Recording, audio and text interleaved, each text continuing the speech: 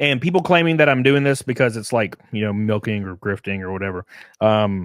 Nick knows I'm doing it, and Nick would be proud of me for talking about the strife. He'd do the same shit. I'd hope he would. If I fucking did some heinous shit. And I'm not saying there's heinous shit happening. I'm just saying, you know what I'm saying? Here we go. Yesterday, a report was released. It was a CPS report. If I'm, I'll pull it up in a minute, but it's a CPS report. And in the CPS report, it says that our boy, Nick's 9-year-old daughter, tested positive for over 5,000 units of cocaine in her hair follicle. It's going to be hard to defend this shit, and that's not even what I'm intending on doing. Because there was a child neglect or endangerment charge that was floating around. And stuff like this, you know what I'm saying? Like there's okay, look here, I'll give you an example.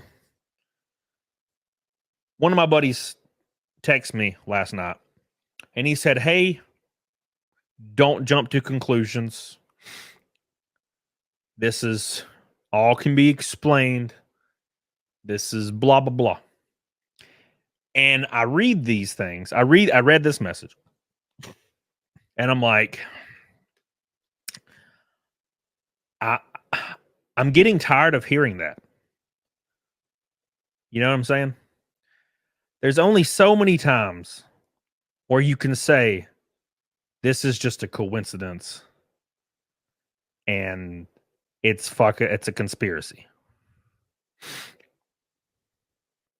You know what I'm saying? There's only so many times you can say that before you kind of start feeling like you're a dumbass. I mean, me personally, I can't look in the mirror and be like, this is just another one of them. There's just another, it's another coincidence. It's not real. You know what I'm saying? Squid says, I have no problem believing that the 9-year-old may accidentally ingest the stuff. Just having a hard time believing that the levels suggest regular use because I just don't see Nick allowing that. Although, who knows? Now, here's my random ass theory. And look, I'm not an intelligent man. I like to drive loud, fast cars. I like giant fat asses on women. I'm pretty damn rednecky trailer park guy. That's all I have ever amounted to. I don't know how I got here. But here's my redneck opinion.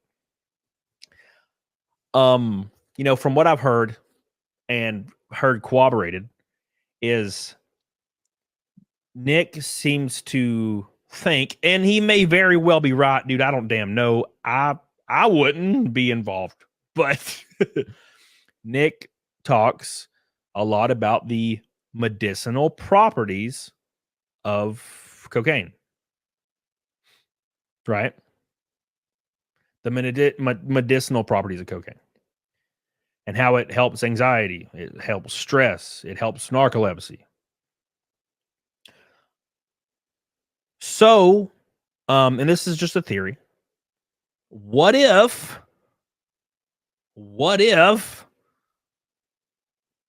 you believe something's got medicinal value and your one of your children is suffering through, I don't know, ailments, knot tears, something like that? What if you think it has medicinal properties that could be used to help your child because that's what you believe?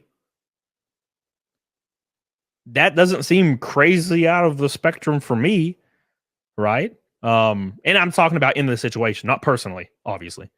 I don't know nothing about cocaine. I know it's white. That's pretty much all I know.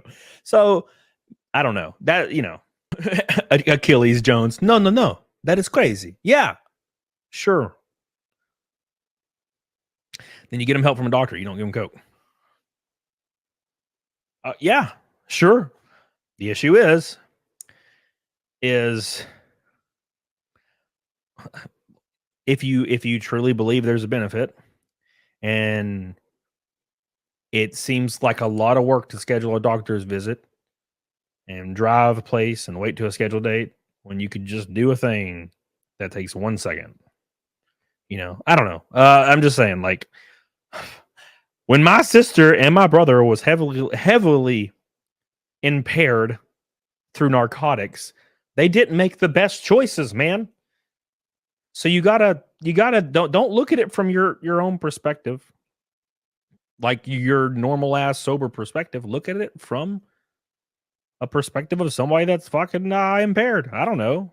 Look, I'm just throwing ideas out there. August Stevenson says the hair test covers a 90-day period, and the report doesn't state the context of exposure. Okay, so what are like? So how? Why are the other children don't have even a amount that's able to be read on a test? Right? Unless we're saying that maybe this is a plausible scenario. Maybe, you know, this kid has night terrors. Maybe this kid sleeps in the same bed most nights. Something I think is important. And this is just being frank. And another reason why I'm like, you can't really defend this is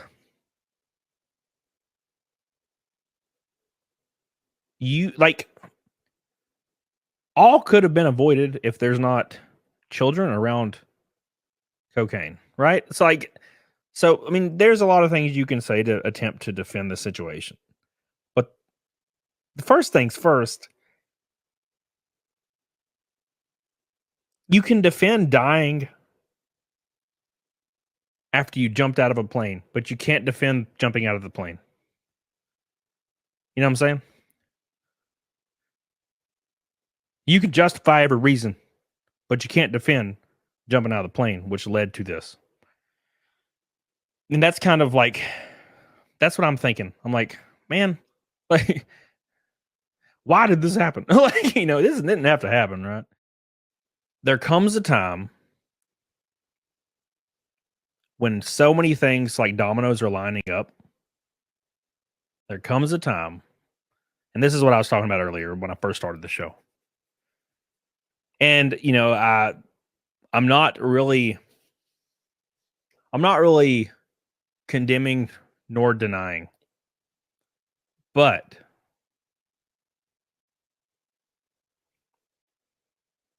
you can only give the benefit of the doubt so much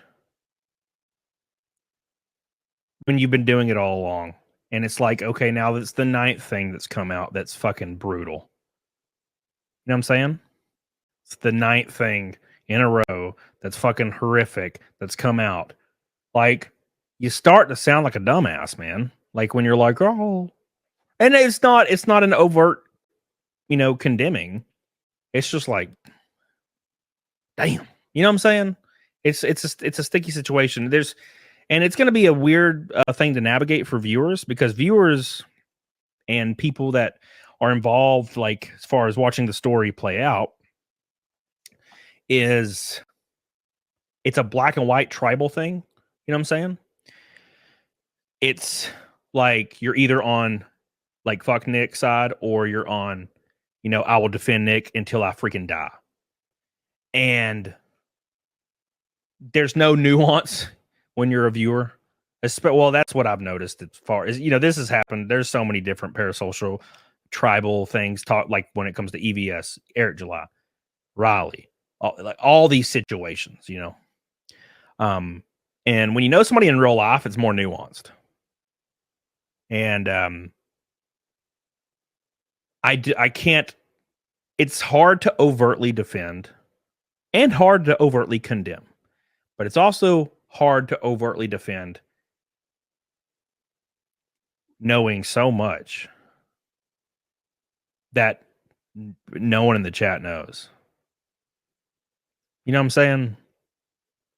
Like, knowing some of the things that I know that I've never talked about and probably won't, it's hard to overtly defend, because you just know some shit that lines up perfectly with all this, and you're like, fuck, this sucks. You know what I'm saying? So the nose guarding stuff equals defending Nick. Yeah.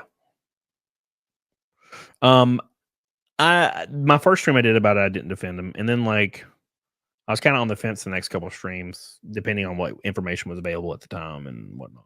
But yeah, like I said, you can't defend this shit.